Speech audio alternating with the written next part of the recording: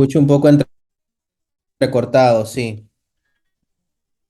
La conexión de internet es un poco inestable. No sé qué pasará ahora con el internet, pero bueno. Bueno, continuamos. ¿Listo?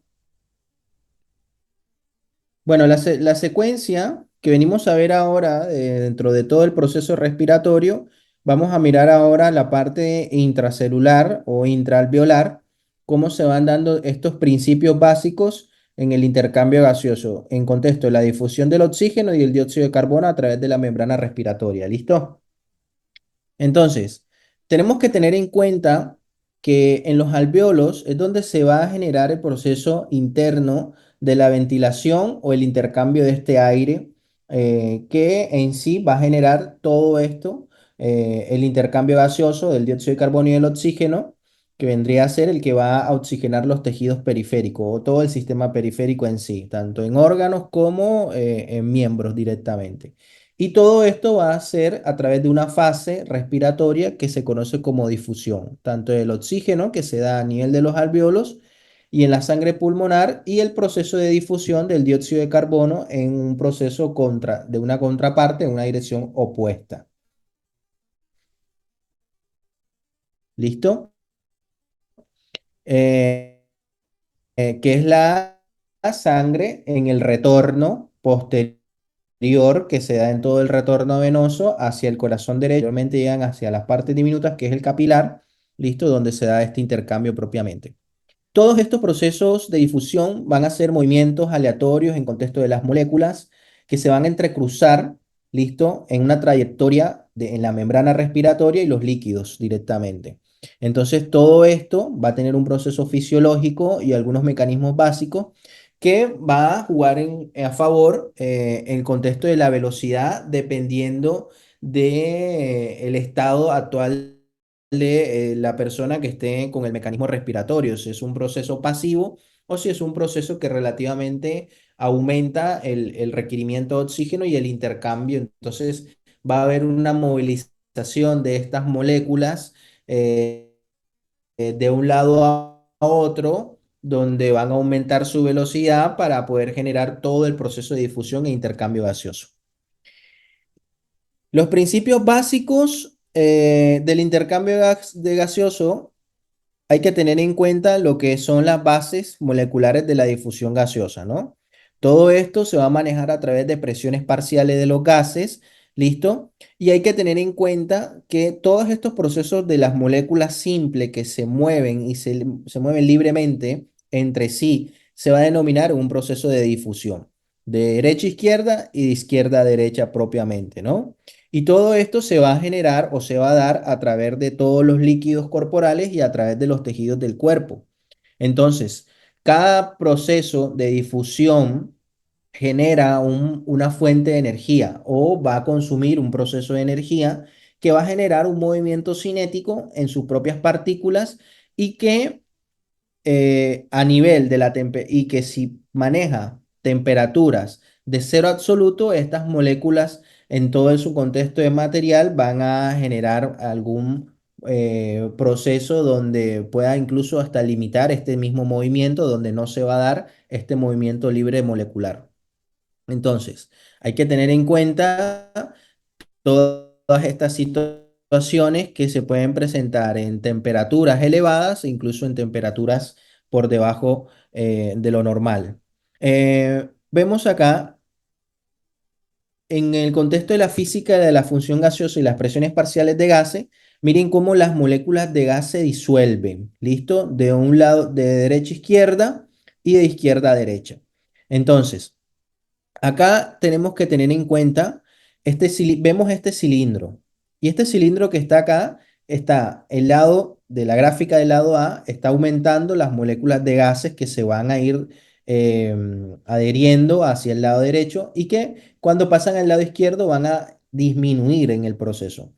Todo esto generan procesos de difusión neta de un lado a otro en el contexto de el gradiente de traspaso de oxígeno y de dióxido de carbono. Entonces, recuerden de que cuando estas moléculas que están adheridas a la parte del oxígeno van a pasar a través de todo el proceso alveolar, pasan al capilar y en el capilar comienzan a dejar todos estos procesos dirigidos de todo lo que tiene que ver con el oxígeno y se van a adherir posteriormente al dióxido de carbono que van a pasar a través del capilar por todo el intersticio y pasan posteriormente al alveolo, ¿listo? Para que se dé la eliminación de ese dióxido de carbono y así sucesivamente va a ser el proceso de difusión de estas moléculas para que se dé el traspaso no solo del oxígeno, sino también del dióxido de carbono. Las presiones gaseosas hay que tener en cuenta las presiones parciales. Estas presiones en sí hay que tener en cuenta que éstas producen múltiples impactos en las partículas en el movimiento contra una superficie. O sea, en este caso, la superficie directamente del acino, ¿no? Pues estamos hablando del acino pulmonar, que es la que se va a encontrar toda esa estructura donde vamos a dar todo, vamos a ver cómo se da todo este intercambio gaseoso a través de estas moléculas que por difusión entran y salen a través de las membranas. Em, Hay que tener en cuenta que la presión es directamente proporcional a la concentración de moléculas de gases. Quiere decir de que va a haber aumento de la presión cuando las moléculas de gas están contralateral al proceso. O sea, quiere decir de que si vemos acá, acá va a haber un aumento de la presión porque va a haber un aumento de las moléculas adheridas directamente al gas que está transportando en ese momento y va a haber una disminución de presiones en las partículas que se encuentran contralateral, ¿listo? Porque está disminuido el gas que propiamente están trasladando la gran mayoría. En la fisiología respiratoria se manejan gases que se mezclan entre sí, principalmente el oxígeno, el nitrógeno y el dióxido de carbono. Nosotros acá tenemos que tener en cuenta que el 0,21% que es el oxígeno que está adherido al nitrógeno y al oxígeno y a otros gases, ¿listo? Están relacionados con directamente el 21% con el oxígeno y el otro por ciento sería el 79% el nitrógeno, ¿listo? Entonces, acá es importante porque nosotros medimos los niveles de atmósfera y una atmósfera equivale relativamente a nivel del mar 760 milímetros de mercurio, donde el 79% es nitrógeno, que equivale a 600 milímetros de mercurio, y el 21% de oxígeno en 160 milímetros de mercurio. Entonces, la presión parcial del nitrógeno es 600 y la presión parcial del oxígeno es 160 milímetros de mercurio y la presión total 760 milímetros de mercurio. Entonces, las presiones parciales de los gases individuales, de la PO2, la PCO2, la presión de nitrógeno, la presión de helio y etcétera, van a estar relacionándose directamente con estos parámetros. Pero ojo, porque es importante saber cuánto es el equivalente a una atmósfera o a la presión de la atmósfera a nivel del mar. ¿Listo? Porque de esto depende los gradientes de presiones que se dan a nivel intraalveolar.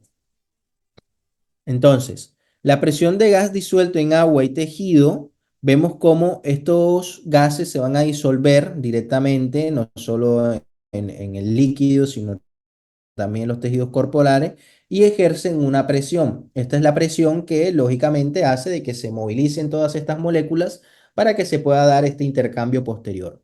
Entonces, los factores que determinan la presión parcial de un gas disuelto en un líquido está adherido lo que es al coeficiente de solubilidad del mismo gas. ¿Listo? Y todo esto va a estar representado por la ley de Henry. Entonces, la ley de Henry es una ley que especialmente va a asociar el dióxido de carbono donde va a estar atraída física y químicamente por las moléculas de agua, mientras que otras son repelidas.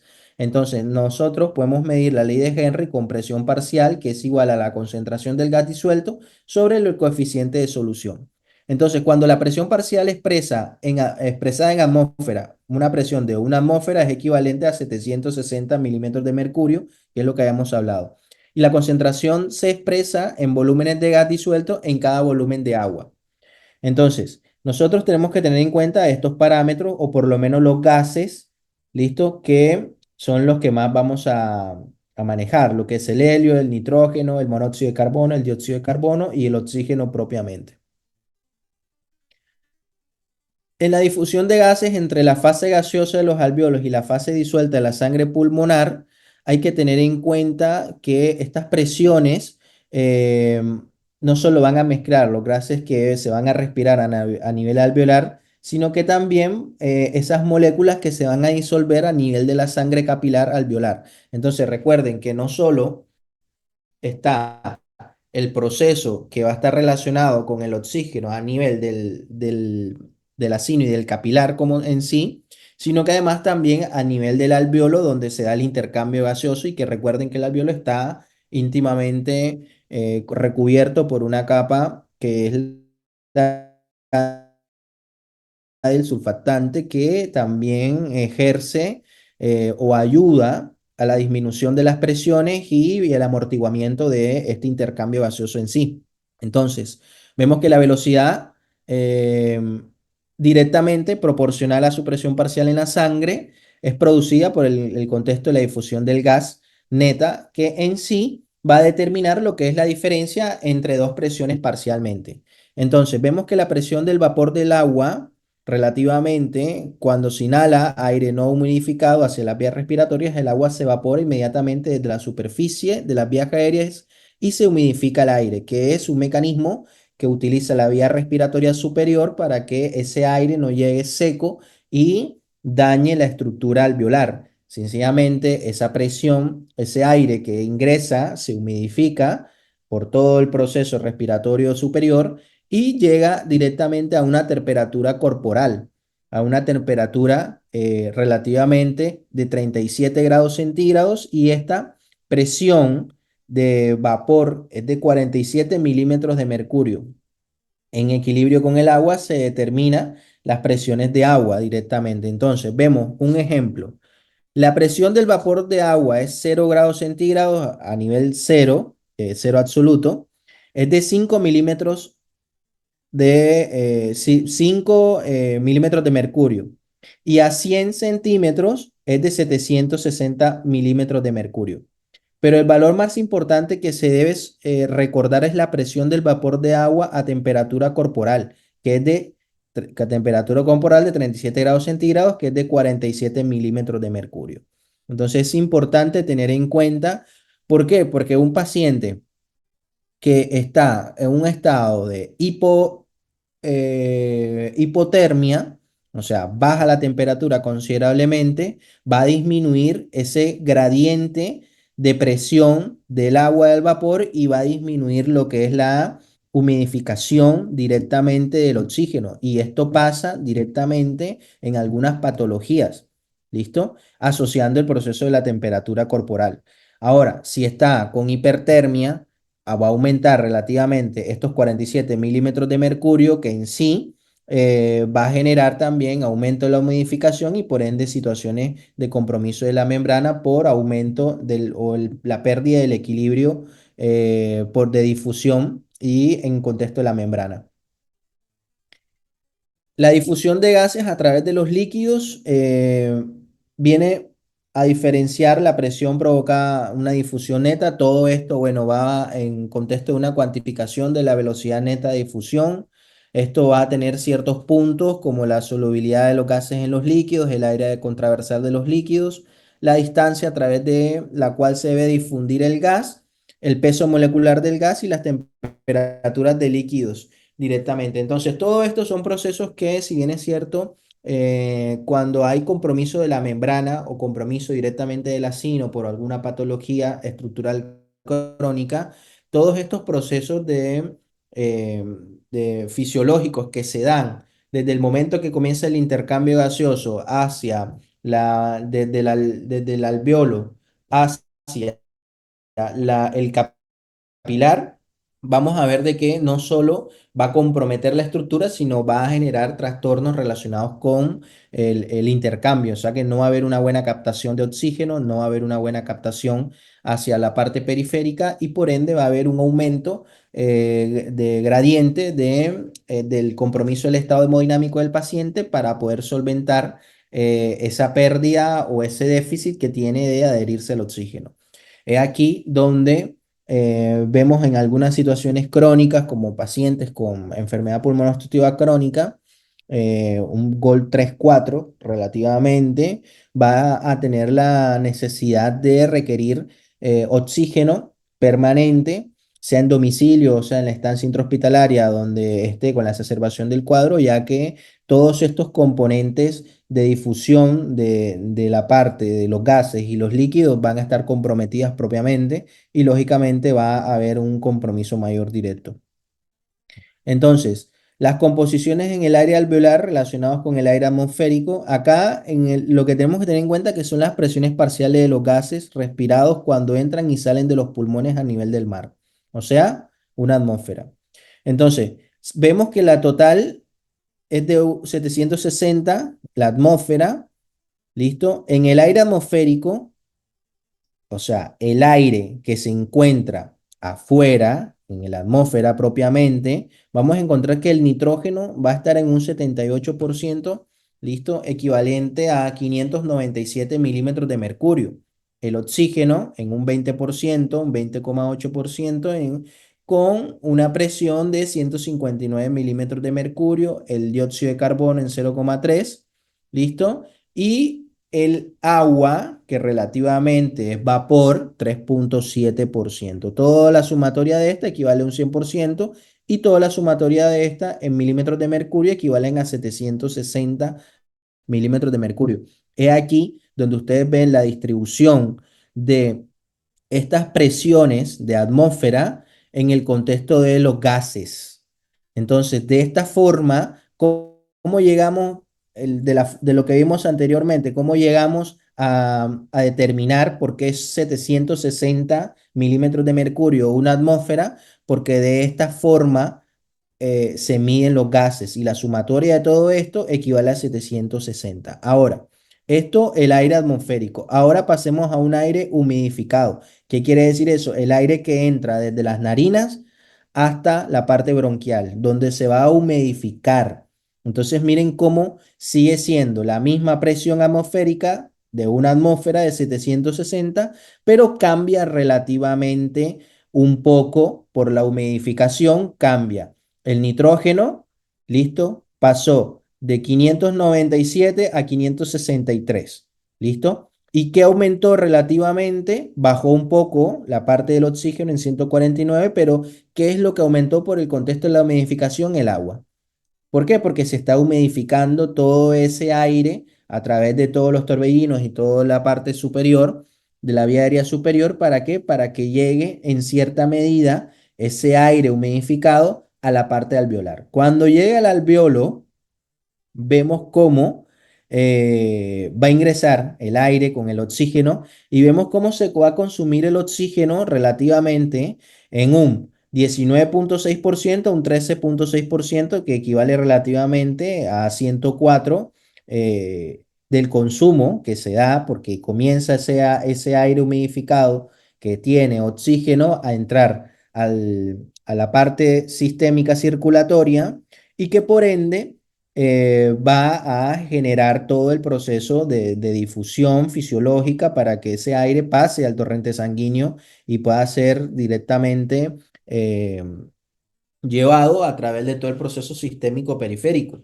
Se mantiene un poco la parte del nitrógeno, aumenta considerablemente el dióxido de carbono, porque es que acá es donde se comienza a dar el proceso de difusión del aire oxigenado, listo, al aire a los desechos del dióxido de carbono en sí. Persiste la humidificación, lógicamente, al estar humidificado, pues lógicamente todo esto ayuda al amortiguamiento a nivel del surfactante y que este, lógicamente, está empresado, les recuerdo que en DINAS, ¿no? Y el aire expirado, vemos cómo va a haber relativamente una disminución, ¿listo? Acá aumenta el dióxido de carbono, lógicamente, y cuando se expira va a haber, ya que se expresa toda la eliminación del dióxido de carbono, a través de la expiración vemos cómo disminuye el dióxido de carbono, hay persistencia de la humidificación en 47 del agua en sí, porque bueno, todo el proceso de expiración desde la parte alveolar hacia la parte de las narinas y la boca, si estamos respirando por la boca o por la nariz, no deja ese aire de pasar y seguir humidificado, pero en un proceso contralateral, un proceso contrario, ¿no? Así que la humidificación siempre va a estar disminuida cuando el aire está en la atmósfera. ¿Por qué? Porque ahí no hay esa secuencia de vaporización y humidificación que se genera a través de la vía aérea superior. Entonces, ya con esto logramos entender por qué o cuánto equivale una atmósfera en presiones, ¿listo? Y qué es lo que lleva a ese valor exacto.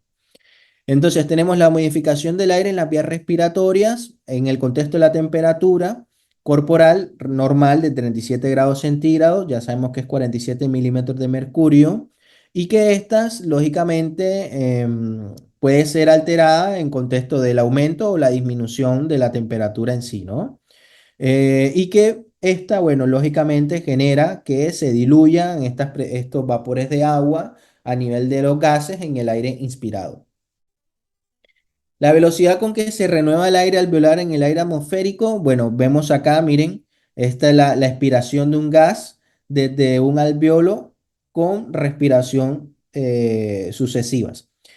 Si bien es cierto, habíamos visto el cilindro y que estas eran las moléculas que movilizan los gases, tanto de difusión como tanto los gases de oxígeno como los gases de dióxido de carbono en contexto de la difusión, vemos cómo estos gases a través de la respiración, o sea, no es que vamos a eliminar todos estos gases en una respiración o de un momento a otro, no. Recuerden que nosotros tenemos respiraciones por minuto. Lo normal serían de 12 a 16, a 18 respiraciones por minuto, ¿listo? Algunos hasta 16, pero normalmente manejamos así. Entonces, todo el proceso de difusión, ¿me están escuchando? Sí, Perfecto, bien. Está bien. Bueno, todo este proceso de difusión se va a dar relativamente en un minuto. Entonces, digamos que nosotros estamos cargados de dióxido de carbono. Entonces tenemos relativamente en un minuto, incluso podemos tener hasta 16 respiraciones en un minuto.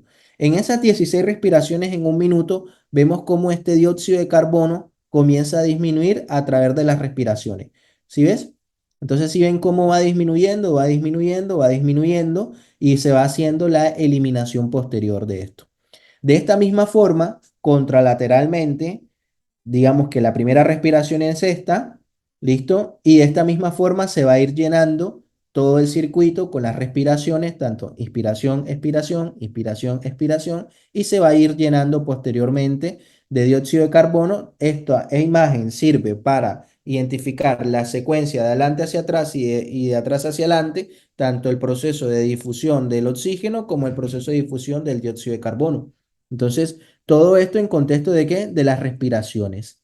Entonces, las respiraciones normales, lógicamente, nos ayudan a identificar esta situación que este proceso fisiológico en condiciones normales se mantiene de esta forma y que cuando aumenta este proceso en contexto de un esfuerzo físico mayor, lógicamente va a ser mucho más rápido en contexto de aumentar la respiración por el intercambio, ¿no?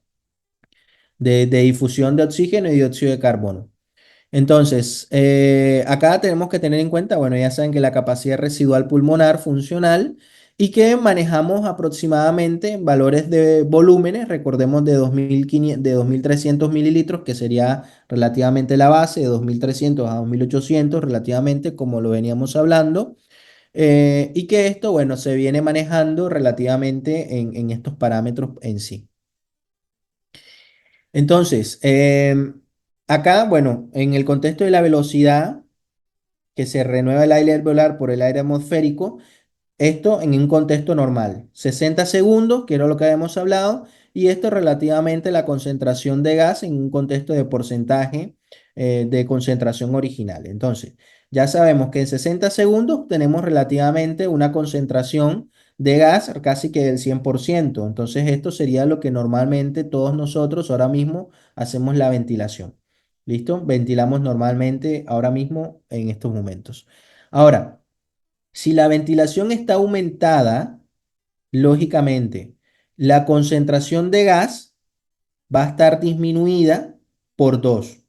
¿Listo? Y lógicamente en un minuto vemos que ya a los 50 minutos esta concentración de gas está totalmente por fuera del contexto porque estamos al frente de una situación de aumento de la respiración mecánica. Por eso se dice por 2. O sea, estamos hablando de que si pasamos de 15 a 30 respiraciones por minuto, colocando un ejemplo X de la ventilación mecánica en contexto de los ciclos respiratorios, ¿no? Y si digamos acá el aumento de la ventilación, la mitad de la ventilación mecánica alveolar normal, ¿listo? Vemos cómo lógicamente va a haber una disminución considerable de la pérdida de la concentración de gas. O sea, lógicamente lo contrario, vamos a tener más capacidad de dióxido de carbono, o sea, vamos a concentrar más dióxido de carbono porque está disminuida la concentración de los gases en contexto de la parte del oxígeno, ¿no? Entonces, todo esto relativamente van a estar o van a tener una importancia de sustitución lenta en el aire alveolar, dependiendo de cómo vayamos a interpretar o a manejar la situación en el contexto de la parte ventilatoria. Entonces vemos cómo todo esto va a estar regulado relativamente no solo por la oxigenación tisular, la concentración tisular del dióxido de carbono y el pH tisular. El pH lógicamente está íntimamente relacionado en todo este proceso respiratorio porque hace parte de cuando hablemos de la regulación del pH tisular, va a estar, bueno, directamente comprometido y puede producir hiperventilación, o sea, cómo la hiperventilación puede comprometer el estado ácido-base del paciente y cómo la hipoventilación también puede comprometer el estado ácido-base del paciente. Acá vemos cómo la presión parcial alveolar del oxígeno, medida en milímetros de mercurio, y la ventilación alveolar, medida en litros por minuto. Entonces, en un contexto normal, vemos cómo las concentraciones de oxígeno y la presión parcial va a estar controlada por la velocidad de absorción de oxígeno hacia la sangre, o sea, lo que ingresa hacia la sangre, y la velocidad de entrada de oxígeno nuevo a los pulmones por el proceso ventilatorio. Entonces acá es importante tener en cuenta donde la presión de oxígeno alveolar normal manejamos relativamente en presiones de 110, 105 milímetros de mercurio, ¿listo? Y vemos cómo el límite superior de la ventilación máxima, que vendría a ser 150 milímetros de mercurio, que en el contexto de la línea roja manejaríamos 250 milímetros de oxígeno por minuto. Vemos cómo se maneja una presión alveolar normal en el contexto de la imagen anterior que acabamos de ver y que cuando está relativamente disminuida, eh, el límite superior, pues lógicamente va a disminuir el gradiente de presión parcial de oxígeno, pero que cuando está lógicamente por 2 y cuando está disminuido relativamente en la mitad del circuito, vamos a ver cómo el oxígeno va a estar directamente aumentado, no solo en contexto de la ventilación alveolar, sino que además eh, el compromiso directo de la absorción de oxígeno a través de los alvéolos. El aire respirado, esta imagen relativamente no solo muestra las presiones de oxígeno, sino también las presiones del dióxido de carbono, presiones de oxígeno y presiones de dióxido de carbono. Este es el aire del espacio muerto. Acuérdense que siempre hay un espacio muerto anatómico y un espacio muerto fisiológico. ¿Listo? Y que este espacio muerto también juega un papel fundamental porque ahí es donde manejan también presiones que van a estar relacionadas entre 0 y 150 milímetros de mercurio y que posteriormente se van a ir disminuyendo, se va a disminuir el embudo en el contexto del oxígeno y el dióxido de carbono en sus presiones y va a disminuir relativamente hacia las presiones que va a tolerar directamente la presión alveolar. Entonces vemos cómo la presión alveolar se va a manejar entre casi que 40 y 100 milímetros de mercurio propiamente dicho, ¿no? Entonces todo esto es el aire alveolar y el aire del espacio muerto que se va a ir reduciendo a través del proceso que va disminuyendo el calibre y pues para poder llegar directamente al aire alveolar propiamente dicho.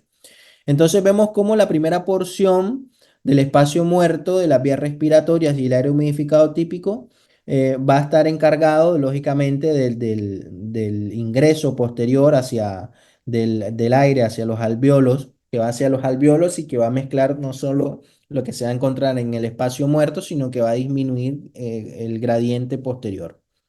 Em, Ya cuando vamos profundizando la unidad respiratoria, ya sabemos que la unidad respiratoria, que es el lobulillo respiratorio, o también lo conocemos como el acino propiamente dicho, va a estar formada por el bronquiolo respiratorio, que es este que vemos acá, los conductos alveolares, que son estos que estamos acá, los atrios y los alvéolos, ¿listo? Los alvéolos directamente, ¿listo? Y los atrios que vendrían a ser directamente estos de acá, donde vamos a estar, donde se da todo el proceso directo de intercambio. Miren que aproximadamente 300 millones de alvéolos se encuentran a nivel de los dos pulmones. Esto es un proceso fisiológico normal. Recuerden de que cuando los pacientes que son, y esto, bueno, no se regenera, ¿no? Ya cuando se daña, no hay regeneración de este proceso. En pacientes que son prematuros, no hay un desarrollo total de estos alvéolos. ¿Listo? Entonces van a disminuir considerablemente esa estructura en sí, ya no van a ser 300 millones, sino pueden ser, un ejemplo, 200 millones y esto lógicamente va a predisponer a estos pacientes en el contexto del desarrollo a tener más recurrencia de compromiso respiratorio. O sea, los pacientes que son o las personas que son prematuras tienen tendencia a tener más procesos respiratorios, enfermedades respiratorias por la disminución del desarrollo alveolar en sí. Listo, en el proceso fetal cuando se da el proceso. Por eso, cuando estos pacientes están en contexto respiratorio, en contexto de prematurez, se utilizan los corticoides para tratar de hacer de que estos alvéolos se maduren y de la mejor forma traten de estar lo mayormente posible activos para que no vaya a tener problemas respiratorios el neonato en el contexto del proceso. Un segundo. Adelante. ¿Qué tal? Sí, dime. Yo puedo molestar si me puede salvar esta receta, A ver, ¿qué necesitas? porque había pedido 4 remifentrinos, me pidieron. Ajá. Ahí te Y llegó coloqué uno. The uno. recording has stopped.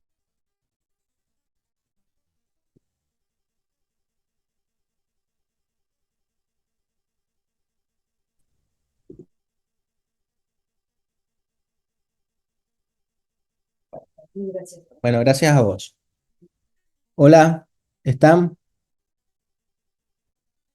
Sí, sí.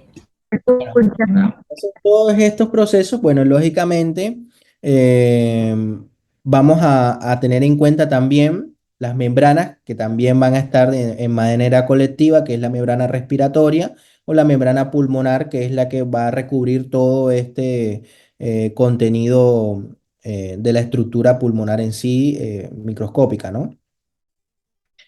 Esta es la difusión de gases a través de las membranas respiratorias. Este, como pueden ver, es una imagen microscópica en 100 micras. Miren cómo relativamente se vería el alveolo a través de todo el proceso de la parte microscópica. Parece una tela cosida muy bonita, ¿no?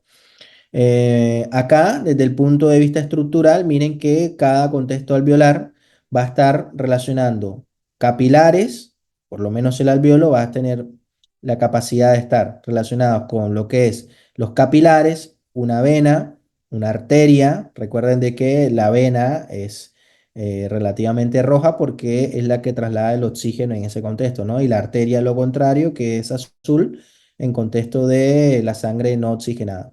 O sea, sería la arteria pulmonar, la vena pulmonar los vasos linfáticos, que son toda la ramificación circulatoria, y todo esto, bueno, el espacio intersticial perivascular, los capilares en sí y el proceso alveolar, que es donde se va a dar directamente el intercambio gaseoso en sí. Acá la difusión de los gases a través de las membranas respiratorias, bueno, esto es lo que relativamente pasa cuando se da el proceso de difusión. Un proceso de difusión que del alveolo a través de todas las partículas y las moléculas, recuerden que pasa a través de el epitelio alveolar, la membrana basal epitelial, ¿listo? Y posteriormente el espacio intersticial pasa y posteriormente pasa la membrana basal capilar y el endotelio capilar propiamente dicho, ¿no? En donde pasan todas las moléculas que están adheridas por presiones, acuérdense que todo esto se maneja a través de presiones, donde van a pasar directamente a la parte circulatoria y el oxígeno y el dióxido de carbono por difusión pasa a través de todas estas membranas hacia el alveolo para posteriormente ser eliminado en un contexto expiratorio. Entonces, miren cómo todas estas estructuras, fisiológicamente hablando, se manejan y conocerlas, pues nos ayuda considerablemente a entender las patologías asociadas al compromiso no solo de la membrana, como las enfermedades intersticiales, sino también cuando están inflamadas por procesos infecciosos en contextos neumónicos o procesos de algún alergeno que inflama directamente estas membranas, ¿no?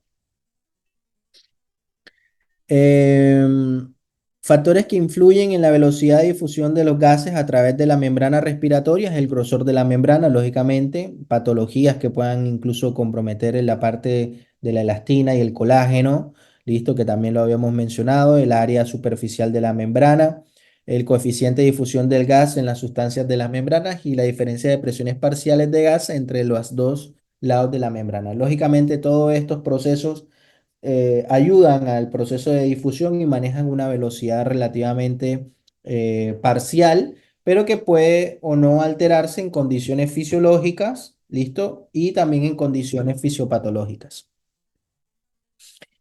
Capacidad de difusión de la membrana respiratoria, todo esto, bueno, va a estar relacionando relativamente la capacidad de difusión de la membrana en sí en contexto del volumen de un gas que difunde a través de la membrana en cada minuto por una diferencia de presión parcial de 1 milímetro de mercurio. Eso relativamente sería el gradiente de presión que genera el proceso. Vemos que la capacidad de difusión del oxígeno en condiciones de reposo es un promedio de 21 mililitros por minuto por milímetro de mercurio. En términos funcionales, ¿qué significa esto? Que la diferencia media de presiones de oxígeno a través de la membrana respiratoria durante la respiración tranquila normal es de aproximadamente 11 milímetros de mercurio. Entonces, 11 por 21, 230 mililitros de oxígeno que difunde en la membrana respiratoria cada minuto en reposo. Lógicamente, esto es un pulmón. Si lo pasamos a los dos, serían 460 milímetros de mercurio. Modificación de la capacidad de difusión del oxígeno durante el ejercicio. Lógicamente, esto aumenta considerablemente el gradiente de difusión y puede pasar de 21 mililitros hora, 21 mililitros por minuto en milímetro de mercurio a 65 mililitros por minuto en milímetros de mercurio. ¿Listo? Miren cómo el coeficiente de ventilación-perfusión aumenta considerablemente y las aperturas capilares pulmonares, lógicamente, se abren y se cierran incluso y se diletan, teniendo en cuenta el requerimiento de oxígeno que necesita no solo la parte sistémica, sino también la parte central. Bien, la capacidad de difusión de la membrana respiratoria, la capacidad de difusión del dióxido de carbono. Acá miren claramente un paciente en reposo, ¿listo? Y un paciente en ejercicio. Lógicamente, el dióxido de carbono, el oxígeno, ¿listo? Y acá, bueno, vemos cómo el gradiente de oxígeno, dependiendo de los requerimientos del paciente, van a ser de alguna forma mucho más requeridos en el contexto de un paciente con aumento de la capacidad de difusión directa, ¿no? Entonces, miren cómo la medición de esta misma genera la capacidad de difusión de oxígeno que puede calcular a partir de las mediciones, no solo la presión de oxígeno alveolar, la presión de oxígeno en sangre capilar pulmonar y la velocidad de captación de oxígeno en la sangre. Todo esto podemos nosotros adherirlo a ciertos estudios que nos puedan dar este tipo de parámetros. Los gases arteriales, los gases venosos, ¿listo? Podemos encontrarlos y ayudarnos a manejar estas presiones. Los efectos que coinciden con la ventilación, perfusión sobre la concentración del gas alveolar. Todo esto, ¿cuál es la finalidad? Poder determinar dos factores para determinar la presión de oxígeno y la presión de dióxido de carbono en los alvéolos. Todo esto para poder identificar el gradiente que va a determinar lo que es un proceso cuantitativo en un contexto de una ventilación-perfusión, la cual va a estar relacionando todo el contexto de va a estar relacionado todo el proceso del flujo sanguíneo a través de estas zonas que va a perfundir. Entonces, la idea de esto, ¿cuál sería?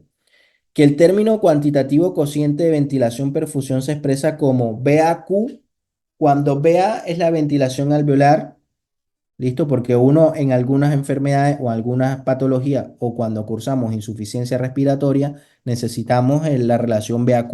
Entonces, esto es muy importante.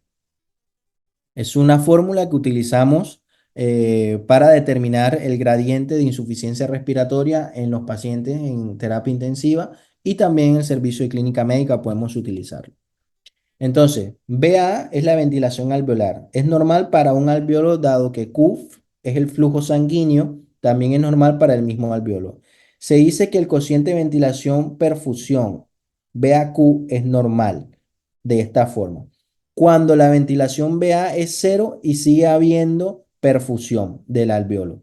Y el cociente BAQ es cero en el otro extremo cuando hay una ventilación adecuada pero una perfusión cero. El cociente BAQ es infinito. Esto quiere decir de que puede haber un gradiente de la ventilación alveolar o un déficit de la ventilación alveolar de la atmósfera hacia el alveolo, o puede haber un gradiente de mala perfusión desde el alveolo hacia la oxigenación periférica. Tiene que haber un equilibrio entre la relación ventilación alveolar y flujo sanguíneo. Tiene que haber un equilibrio. Lógicamente, la fórmula te da una tabla para poder determinar el equilibrio y cuando hay un compromiso de la relación BAQ en contexto de la ventilación alveolar porque hay una obstrucción de la vía aérea de la estructura desde las narinas hasta el alveolo. O si el compromiso es del flujo circulatorio, es desde el alveolo a nivel capilar hacia la región periférica.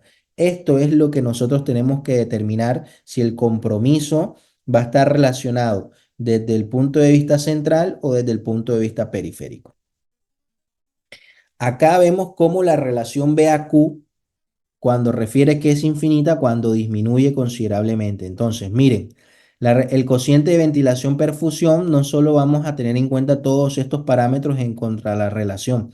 Miren, pareciese ser complejo, pero cuando le prestamos un poco más de atención vamos a lograr entender el por qué en los gases arteriales lo que buscamos es una PCO2 de 40, que relativamente sería lo normal, y por qué buscamos en una presión de oxígeno de menor de 80 a 100 o en este caso una relación alveolar, un aire alveolar normal relativamente en 104.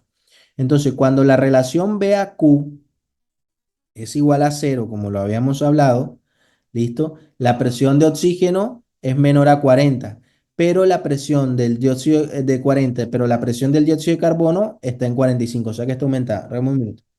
Hola, Sí, doctor. sí, dígame, doctor. Sí, sí, dígame.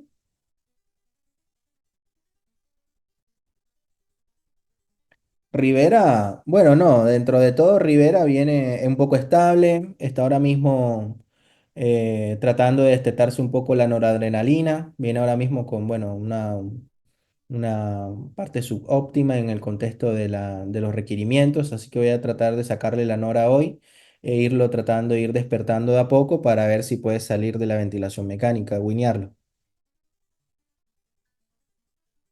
Sí, ahí vimos que la radiografía de tórax de control de hace 2 días, bueno, sigue teniendo un engrosamiento a nivel basal del lado derecho. Eh, Me imagino que la descorticación, no sé si fue total o parcial, pero bueno, la radiografía evidencia que hay un engrosamiento ahí considerable, ¿no?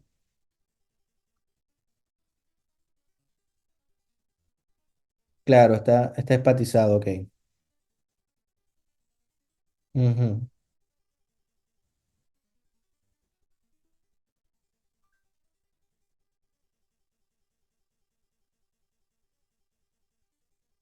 ok, bueno.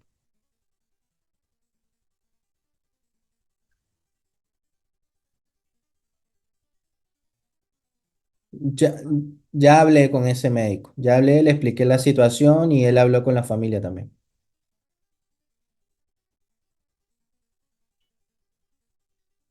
Bueno, perfecto.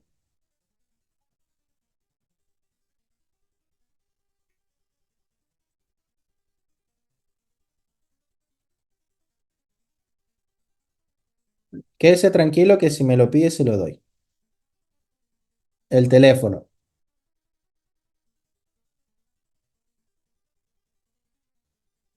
Dale, perfecto, doctor, que tenga buena tarde. Chao, chao, chao.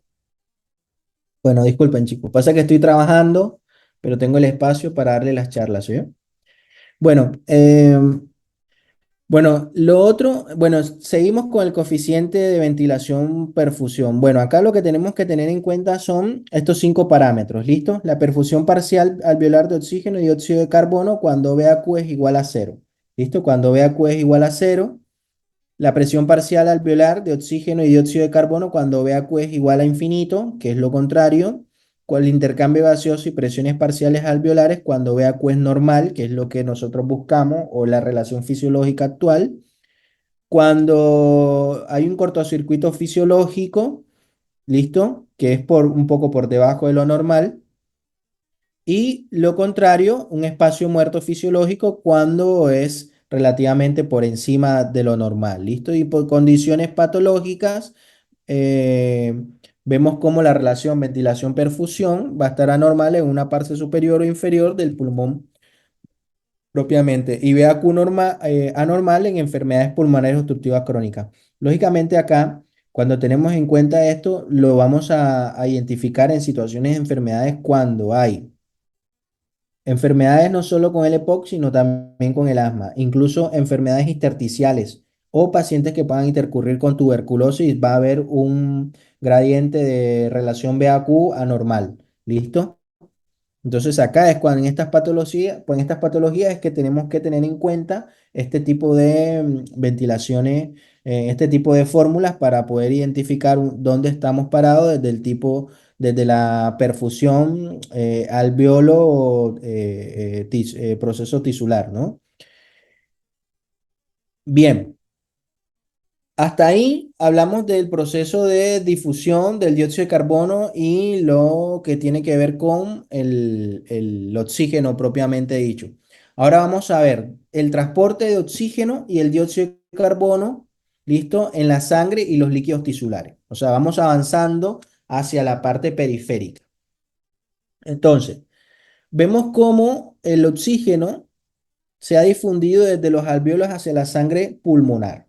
Este transporte hacia los capilares de los tejidos periféricos combinados casi totalmente con la hemoglobina. ¿Esto qué quiere decir? Que la hemoglobina es el que se encarga del transporte de oxígeno en la sangre. Por eso los pacientes con anemia tienen pacientes disneicos, pacientes con dificultad respiratoria, porque no tienen esa particularidad de tener una buena hemoglobina para poder difundir el oxígeno hacia los capilares periféricos. Entonces, mira la gran importancia de la hemoglobina y que cuando se compromete, independientemente el déficit que sea, por déficit de hierro, por déficit de ácido fólico, déficit de vitamina B12 o algún otro tipo de anemia, em, lógicamente repercute de gran forma el compromiso no solo cualitativo, sino cuantitativo en los principios físicos y básicos del transporte de oxígeno y el dióxido de carbono en la sangre. Entonces, miren cómo los gases se pueden mover desde un punto a otro mediante por procesos de difusión. Esto relativamente va a ser, bueno, ya sabemos que a través de las presiones parciales que vamos a tener en cuenta desde el primer punto y que a través de todo el proceso alveolar que va hacia la sangre pulmonar, capilar pulmonar, listo, va a estar generado por todos los procesos de no solo de presiones de oxígeno, sino las presiones del dióxido de carbono. Entonces, todo esto va a ayudar a que se dé la difusión hasta a través de la circulación y las mismas células van a estar relacionando todo este contexto para que se pueda dar el cotransporte a través de la hemoglobina, ¿no? Acá vemos que el transporte de oxígeno desde los pulmones y los tejidos del organismo van a estar relacionando directamente. Este es el capilar pulmonar, ¿listo? Esta es la presión de oxígeno alveolar que es equivalente a 104 milímetros de mercurio. ¿Qué es lo que queremos acá? Recuerden de que la presión de oxígeno en la sangre equivale a 40 milímetros de mercurio, o sea, en el capilar pulmonar, y la presión de oxígeno relativamente alveolar que ingresa posteriormente al capilar pulmonar por el aumento de gradiente de moléculas que ingresan con la partícula del oxígeno, van a generar lo que es la presión parcial alveolar de oxígeno. Entonces, acá lo que tenemos que tener en cuenta es que la presión sanguínea que normalmente habíamos hablado entre 100, entre 40 y 100, va a aumentar. ¿Listo? Por eso nosotros podemos identificar en las presiones de oxígeno en los gases arteriales en un contexto normal, ver presiones de oxígeno que normalmente radican entre 80 y 110 o 80 y 100 milímetros de mercurio, que es la perfusión de oxígeno del alveolo al capilar pulmonar propiamente. El transporte de oxígeno desde los pulmones en los tejidos del organismo. De esta forma es que se viene manejando las presiones de oxígeno, desde la sangre venosa sistémica hasta llegar a la sangre, hasta la parte capilar pulmonar, que es donde mayormente se aumenta el gradiente de oxígeno que acabamos de ver anteriormente. Recuerden, este es el capilar y miren cómo se va a ir, pasa de 40 de presión de oxígeno a 104 presiones de oxígeno, hace una pequeña meseta que es el mezclado de la sangre de la derivación pulmonar, la sangre arterial sistémica y posteriormente el capilar sistémico, o sea, el oxígeno va a todo el proceso capilar sistémico y posteriormente se da el intercambio de difusión a nivel de los capilares periféricos y posteriormente queda el oxígeno en en el capilar normal en 40 milímetros de mercurio. Entonces, miren, de esta forma pasaría de 40, como vemos acá, a 104 milímetros de mercurio en todo el contexto. Primeramente, cuando sale todo ese proceso de difusión de sangre no oxigenada a través de todo el circuito periférico, a través de toda la parte circulatoria, del sistema circulatorio venoso, ¿listo? Y pasa posteriormente y llega al intercambio posterior a 40 milímetros de mercurio. Se da el proceso de difusión y pasaría nuevamente a 104 milímetros de mercurio para posteriormente ir a través de todo el proceso periférico y oxigenar todos los tejidos. Entonces miren de esta forma cómo ve el gradiente desde los 40 hasta los 104 milímetros de mercurio en contexto del flujo de derivación de la sangre oxigenada y que aún más se mezcla con la sangre venosa para de esta forma ir dando el proceso de difusión del oxígeno y del dióxido de carbono en los tejidos del organismo. La difusión de oxígeno desde el capilar periférico al líquido tisular, miren, recuerden, es extremo arterial del capilar. Presiones de oxígeno de 95 milímetros de mercurio, se da todo el intercambio, acá están los 40 milímetros de mercurio, y la presión venosa que en sí es de 40 milímetros de mercurio. ¿Listo? Recuerden de que todo esto es la que va, el extremo venoso, hacia todo el sistema circulatorio venoso y posteriormente hacia el corazón del lado derecho. De igual forma, Bueno, este en el contexto de difusión acá. Ahora, de igual forma, vemos cómo acá la presión de oxígeno del líquido intersticial, porque ahí también se maneja un consumo de oxígeno para esa zona, ¿listo? Vemos cómo se puede aumentar o se puede disminuir. En este caso, aumenta por 4 el consumo de oxígeno en el contexto del flujo sanguíneo o disminuye un cuarto de consumo de oxígeno normal. ¿Todo esto con qué? Para ver el proceso de consumo en la velocidad o el efecto de la velocidad del flujo sanguíneo sobre la presión de oxígeno en el líquido intersticial. ¿Listo? Importante. Cuando hay afectaciones de las membranas o afectación de este líquido intersticial en algunas enfermedades patológicas, casi siempre en enfermedades de daño estructural ya instaurado, este circuito a nivel de los líquidos intersticiales está comprometido. Lógicamente, en algunas situaciones, cuando hay un aumento, vemos que este equilibrio puede o no perder lo que es la velocidad del transporte de oxígeno hacia la sangre, de la sangre hacia los tejidos, o puede estar también comprometido lo que es la velocidad de los tejidos hacia la parte periférica, hacia la parte central para ser eliminado posterior. Entonces, de esta misma forma, vemos cómo se compromete directamente.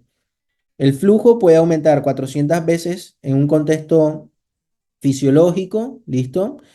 O puede incluso disminuir hasta 40 milímetros de mercurio en un contexto de una situación normal. Ahora, por el contrario, el flujo sanguíneo a través de los tejidos disminuye también la disminución de la PCO2. Difusión de oxígeno en los capilares periféricos y las células de los tejidos. Bueno, acá, a ver, todo es un circuito que, en un contexto de una homeostasis, un circuito fisiológico normal, todos los tejidos van a responder al intercambio no solo capilar, sino que además de esto también van a responder al proceso de difusión intracelular para que se puedan oxigenar los tejidos y posteriormente se dé el gradiente de energía, no solo para poder funcionar no solo la parte metabólica, sino también todo el aparato musculoesquelético. Y que de esta misma forma se manejan algunas presiones en los tejidos celulares periféricos, pero que son presiones un poco más bajas, que a medida que va disminuyendo el calibre, lógicamente de la parte de la arteria y la vena, va disminuyendo considerablemente los milímetros de mercurio. Este es el gradiente relativamente del dióxido de carbono en la captación, no solo en el extremo de la arteria capilar, sino también en la captación del extremo del capilar venoso. Entonces miren cómo vienen manejando relativamente entre 40 y 45 milímetros de mercurio de presión de dióxido de carbono, que es lo que nosotros normalmente evidenciamos a nivel de los gases arteriales en un contexto normal. Lógicamente esto se va a ver alterado o comprometido en situaciones donde haya pacientes con hipocapnia o hipercapnia, ¿no? Disminución o aumento del dióxido de carbono en sí, que lo puede generar algunas patologías o incluso procesos atmosféricos relacionados con sustancias irritativas, como el humo, puede ser, ¿listo? O alguna otra sustancia que esté generando un cuadro posterior irritativo de la vía aérea superior. Acá, miren cómo es el consumo, el mismo proceso que habíamos visto relacionando la parte capilar de la presión del oxígeno. Acá vemos, bueno, algo muy parecido en las presiones relacionadas con el dióxido de carbono. La parte del capilar, vemos, miren cómo está en manera de 45 milímetros de mercurio y posteriormente la presión del dióxido de carbono alveolar también es de 40 milímetros de mercurio. Todo esto en un extremo arterial y un extremo venoso que lógicamente hace de que se puedan dar todas estas presiones parciales y posteriormente se pueda manejar el gradiente de difusión a nivel de la sino. Acá vemos cómo el metabolismo, lógicamente, las células que generan todo este gradiente de intercambio eh, de oxígeno y dióxido de carbono a través de la función del ATP y que generan todo este gradiente de los desechos metabólicos. a nivel tisular y que todo eso pasa a través del torrente sanguíneo, vemos cómo se puede incluso comprometer en algunas situaciones. La función de la hemoglobina, ya sabemos que el 97% del transporte del oxígeno va a estar medido por la hemoglobina en sí, y el otro 3% va a estar restante, se transporta por estados disueltos en el agua, en el plasma y en las células sanguíneas. Esto en condiciones normales, ¿no? Donde el oxígeno se transporta hacia los tejidos totalmente por la hemoglobina. En el proceso de la combinación reversible del oxígeno con la hemoglobina, ya sabemos que la presión de oxígeno va a estar elevada cuando los capilares pulmonares y el oxígeno se unen a la hemoglobina, pero cuando la PCO2 es baja, como en los capilares tisulares el oxígeno se libera de la hemoglobina, esta es la base de casi todo el transporte de oxígeno de los pulmones hacia los tejidos. ¿Esto qué quiere decir? De que cuando hay disminución de las presiones arteriales o disminuye una presión arterial, disminuye las presiones capilares, no va a haber un buen intercambio de difusión o el transporte de la hemoglobina hacia los tejidos, listo, porque no va a haber una buena presión para estos intercambios. Y ahí es cuando nosotros comenzamos a notar los pacientes que comienzan a tener cianosis distal. ¿Listo? Además, también podemos encontrarlos cuando hay déficit en el contexto metabólico por la hemoglobina en sí, por un cuadro anémico de cualquier tipo que pueda generar el déficit o la disminución del hematocrito y la hemoglobina. Recuerden de que el hematocrito es la tercera parte de la hemoglobina. Hoy en día el hematocrito, si bien es cierto, es un marcador que relativamente nos marcan algunas pautas, como incluso para poder transfundir, pero no es tan específico como la hemoglobina en sí. ¿Listo? Entonces, la cantidad máxima de oxígeno que puede combinar con la hemoglobina en la sangre en una persona normal es 15 gramos de hemoglobina por cada 100 mililitros de sangre y cada gramo de hemoglobina que puede unir a un máximo de 1,34 mililitros de oxígeno. Esto en sí, bueno, lógicamente 15 por 1,34 es igual a 20,1, lo que significa que un promedio de 15 gramos de hemoglobina de 100 mililitros de sangre puede combinar en un total de casi exactamente 20 mililitros de oxígeno si la hemoglobina está saturada al 100%. Esto se me genera, lo podemos expresar en volúmenes por ciento. Acá miren cómo la sangre oxigenada que sale de los pulmones, ¿listo? En contexto de los volúmenes, que es el 20% que estábamos hablando ahora. Acá la saturación de la hemoglobina de 0 a 100, ¿listo? Y acá la presión de oxígeno en sangre que relativamente va hasta 140 milímetros. Miren cómo el gradiente normal dentro de todo este proceso va a manejarse en el contexto de la saturación de la hemoglobina entre el 20 y el 80%, ¿listo? Y la sangre oxigenada que puede estar relacionando directamente a través de los pulmones relativamente entre un 90 a un 100% o en volúmenes en un 18 a un 20% en volumen. Las funciones de la hemoglobina en el transporte de oxígeno, bueno, ayuda a la liberación de la cantidad de oxígeno a través de la hemoglobina, a través de la sangre arterial sistémica que fluye a través de los tejidos como mecanismo directo de oxigenación. La hemoglobina es lo más importante. Y el transporte de oxígeno durante el ejercicio intenso, que esto lógicamente intensifica el transporte de esta sustancia a través de la hemoglobina, donde aumenta la circulación, aumenta el gradiente por minuto y esto lo que genera es que tengamos que hiperventilar y por la hiperventilación aumenta los requerimientos de oxígeno en el organismo para poder satisfacer la oxigenación periférica y no se genere apoptosis de célula en ese contexto. Acá, bueno, lógicamente las presiones de oxígeno de sangre y el oxígeno en la sangre, tanto en volúmenes como en milímetros de mercurio, vemos cómo todo el contexto de la sangre venosa durante el ejercicio, sangre venosa normal y la sangre arterial normal. Miren cómo se da todo el proceso dirigido, ¿listo? Desde 0 incluso hasta 20 en el contexto del volumen y hasta 0 hasta 140 en contexto del milímetro de mercurio.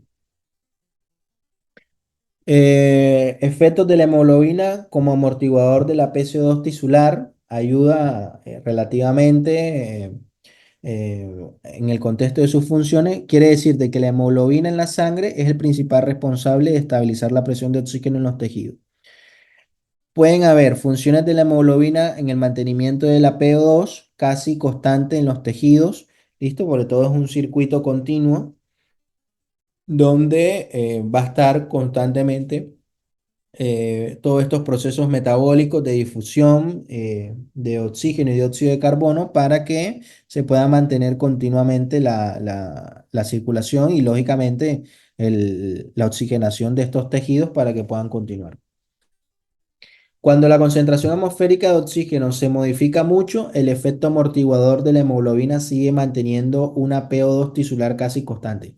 Acá lo que tenemos que tener en cuenta es que las concentraciones de atmosféricas, ojo, no es lo mismo estar a nivel del mar, que es una atmósfera, a estar 2000 metros más cerca de las estrellas, con una zona andina, digamos, los de Colombia, que estamos en a una atmósfera a nivel del mar o dos atmósferas por encima, que vendría a ser la zona andina, que es zona ya eh, de cordilleras, ¿no? Entonces, ahí esos pacientes o esas personas manejan gradientes de oxígeno un poco más elevadas en contexto el aumento de la presión atmosférica. Entonces, son situaciones mucho más complejas, por eso las personas que suben, las que estamos a nivel del mar, vamos a la zona andina y podemos incluso tener fatiga o deficiencia de oxígeno, ya que no se manejan buenos gradientes de volúmenes hasta que se logre la compensación tisular en el contexto del cotransporte de la hemoglobina y el amortiguamiento de la PO2 a nivel periférico. Los factores que desplazan la curva de disociación oxígeno-hemoglobina es importante en el transporte de oxígeno. Miren, todo esto es importante cuando el pH puede llegar a ser alcalino o el pH puede llegar incluso a ser ácido. Todo esto está relacionando la saturación de hemoglobina, ¿no? Miren el compromiso que genera o las alteraciones que puede generar no solo la hiperventilación, sino la hipoventilación y que puede o no alterar la regulación del pH. Recuerden que el pH se controla a través de el gradiente renal y la parte respiratoria. Em, Acá el compromiso, lógicamente, dependiendo de la velocidad de la utilización del oxígeno en la parte periférica, el compromiso del adenosín difosfato, ¿listo? Y que este, lógicamente, en las concentraciones modal de reposo, el gradiente es de 1, ¿no? Y cuando el aumenta relativamente, el gradiente es de 1,5 y cuando disminuye es 0,5. Entonces, cuando se da todo el proceso de difusión no solo del ADP a ATP, que es el trifosfato, donde se genera el proceso del destello eh, posterior de energía para que se dé todo el proceso de difusión. Las combinaciones de la hemoglobina con el monóxido de carbono, desplazamiento del oxígeno. Acá, bueno, vemos también la saturación de hemoglobina y la presión del monóxido de carbono, donde sin duda alguna aumenta con el gradiente, dependiendo de la saturación, si tiene o se maneja, o sea, maneja relativamente marcadores de hemoglobina relativamente normales o bajos o aumentados. Todo esto genera disociación de el compromiso de la hemoglobina con el dióxido de carbono e incluso también con el oxígeno. Miren acá el transporte de dióxido de carbono en la sangre. Este es el capilar, el eritrocito propiamente dicho, el líquido intersticial y la célula. ¿Listo? Miren la célula cómo elimina el dióxido de carbono a través de los líquidos intersticiales. Pasa al torrente, una parte queda en el plasma y otra ingresa directamente al eritrocito. En el eritrocito va a estar cotransportado por la hemoglobina, ¿listo? Y esta hemoglobina, lógicamente, va a generar a través de la anhidrasa carbónica, va a disociar el agua que se encuentra dentro del eritrocito con el dióxido de carbono, va a disociarse a través de la anhidrasa carbónica, ¿listo? Y de esto va a generar todo el contexto posterior del bicarbonato, ¿no? Y el bicarbonato va a disociarse en hidrogeniones, ¿listo? Hemoglobina y va posteriormente a generar todo el proceso metabólico de disociación del dióxido de carbono para que se puedan generar las presiones de dióxido de carbono y las presiones directamente de oxígeno. Presencia del agua, presencia del cloro, la salida posterior del dióxido de carbono, del bicarbonato posterior al plasma, y es todo esto el gradiente que nosotros tenemos que tener en cuenta, que el cotransportador de dióxido de carbono puede estar presente en tres situaciones desde el punto de vista del 100%: el dióxido de carbono en un 7%, la hemoglobina con el cotransportador del dióxido de carbono en un 23% y el bicarbonato en el 70% del 100% del compromiso del transporte del dióxido en sí. Las curvas de disociación de dióxido de carbono, bueno, todo esto va relacionado considerablemente a todo el proceso fisiológico. Y bueno, de esta forma terminamos el proceso de cotransportes que están relacionando desde el alveolo hacia la parte circulatoria periférica.